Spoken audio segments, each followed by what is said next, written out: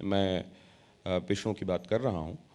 और अगर ये तय करने वाले लोगों की अहमियत, इस वर्ग की अहमियत सभी पार्टियां पहचान रही हैं, क्योंकि मैं देख रहा हूँ समाजवादी पार्टी उसको प्रॉपरली एकोमोडेट कर रही है, सिर्फ यादवों पर अब फोकस्ड पार्टी नहीं रह गई है।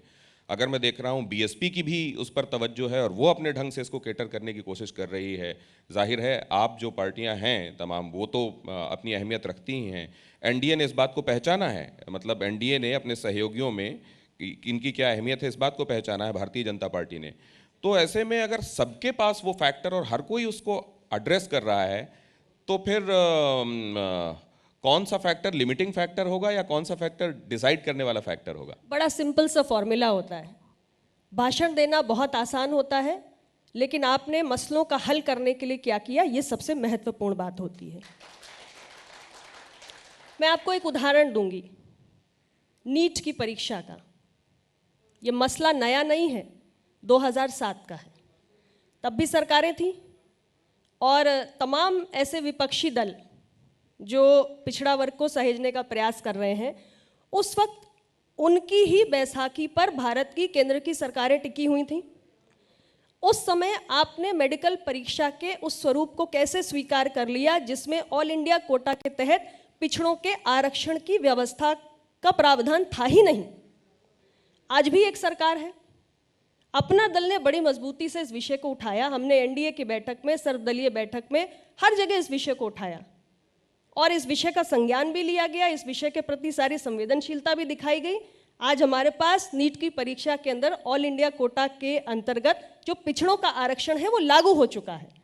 तो सिर्फ भाषण देना, सिर्फ बात करना और मसलों को अंजाम तक पहुंचाना, ये दो अलग बातें होती हैं। जनता ने तय करना है कि कौन हमें सिर्फ झुंझुने बजाकर दिखा रहा है और कौन मसलों के समाधान के लिए काम कर रहा है।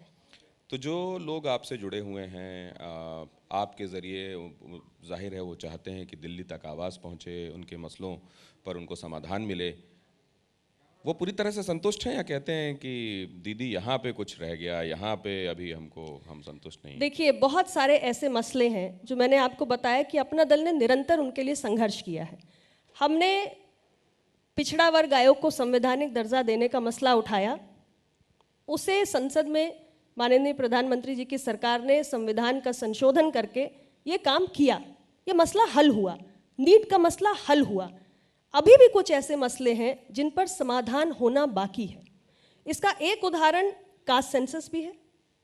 1931 के बाद इस देश के अंदर कास्ट सेंसस नहीं हुआ, लेकिन 2014 से पहले कई सरकारें रहीं। क्या कास्ट सेंसस के मसले को गंभीरता से लिया गया? बैकलॉग वैकेंसीज का इतने साल से लगातार बढ़ता चला आ रहा है, क्या सरकारों ने इसको संज्ञान में लिया? बहुत सारे ऐसे मसले हैं जिनका समाधान हुआ है, लेकिन कुछ मसले ऐसे भी हैं जिनका समाधान नहीं हुआ है। 69,000 शिक्षक भर्ती का ऐसा प्रकरण है जिसमें छात्र हमारे 4 महीने से आंदोलन कर रहे हैं। अभी इसका समाधान होना बाकी है और हमें उम्मीद है कि हमारी सरकार इसका समाधान करेगी, हमारे पिछड़ा वर्ग की अभ्यर्थियों के साथ न्याय करेगी। तो ये सामाजिक न्याय की जो लड़ाई है, पिछड़ों के अधिकारों की जो लड़ाई है, ये लंबी लड़ाई है। एक दिन में इसका समाधान नहीं होने वाला। हमें लगातार संघर्ष करते रहना है, अपनी ताकत भी बढ़ाना है, मसलों को उठाना है। कुछ मसले हल हुए हैं, कुछ हल होंगे, ऐसी उम्मीद हम कर सकते हैं।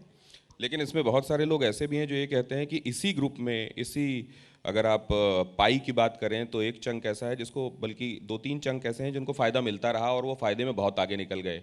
हम गिने इन्हीं में जाते हैं, लेकिन हमको फ़ायदा मिला नहीं है आज तक। अब हमारे लिए कुछ दूसरी व्यवस्था कीजिए, कोटा कीजिए, कोटे के भीतर हमारे लिए। इस पर आपका नज़रिया क्या है? देखिए, मीडिया के अंदर निश्चित रूप से ये विषय चर्चा का केंद्र बिंदु बना हुआ है कि आरक्षण का बंटवारा हो जाना चाहिए। उससे पहले का सवाल जो मैं उठाना चाहती हूँ, जो मैं आपसे आग्रह भी करूँगी कि इस पर भी आप चर्चा बनाइए कि हमारे देश के अंदर संवैधानिक प्रावधानों के अंतर्गत पिछड़ों को 27% और हमारे अनुसूचित जाति जनजाति को 22.5% के आरक्षण की व्यवस्था सुनिश्चित की गई। एक लंबा समय हो गया, लेकिन क्या कभी उस लक्ष्य को हम पूरा कर पाए? अगर हमने इस लक्ष्य को पूरा किया होता तो वैकेंसीज का बैकलॉग इतना बढ़ा नहीं होता। हम क्यों नहीं चर्चा करते कि वैकेंसीज का बैकलॉग इतना कैसे हो गया? अगर हम आरक्षण को सुनिश्चित ही नहीं कर पाए, 22.5% और 27% को आज़ादी का अमृत महोत्सव हम मना रहे हैं। 75 साल पूरे कर लिए, 75 साल में हमने लक्ष्य प्राप्त नहीं किया। चर्चा हम कर रहे हैं कि आरक्षण का बंटवारा करना है, क्या आरक्षण को हम इम्प्लीमेंट कर पाए? चर्चा का केंद्र बिंदु ये होना चाहिए। वहीं आरक्षण की व्यवस्था को भी रिव्यू किए जाने की बात होती है। आपने कहा कि आज़ादी का अमृत महोत्सव हम लोग मना रहे हैं और क्या हम इम्प्लीमेंट कर पाए? अगर ऐसा नहीं हुआ है तो जवाबदेह कौन है? देखिए, जवाबदेह सरकारें हैं, तमाम सरकारें जिन्होंने आज़ादी से लेकर आज तक देश में सत्ता जिनके हाथों में रही है, ये उनकी जिम्मेदारी थी।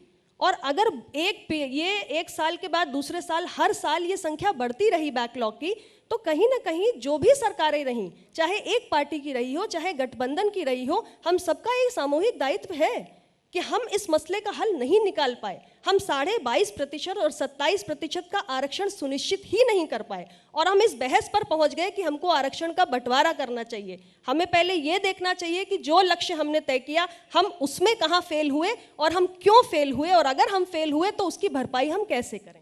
ये बात आपकी बिल्कुल ठीक है कि हमको इसको रिव्यू करना चाहिए, लेकिन साथ में अगर इसका इम्प्लीमेंटेशन होने में कहीं गुंजाइश रही है तो वो गुंजाइश हर किसी के लिए रही होगी। अब अगर वो ये महसूस करते हैं कि उस गुंजाइश में, सोचिए हमारी क्या हालत है कि मतलब जिनको फ़ायदा मिला है उनको मिला और हमको नहीं मिला, तो हमारे लिए तो ये गुंजाइश स्क्वायर हो गया, डबल हो गई।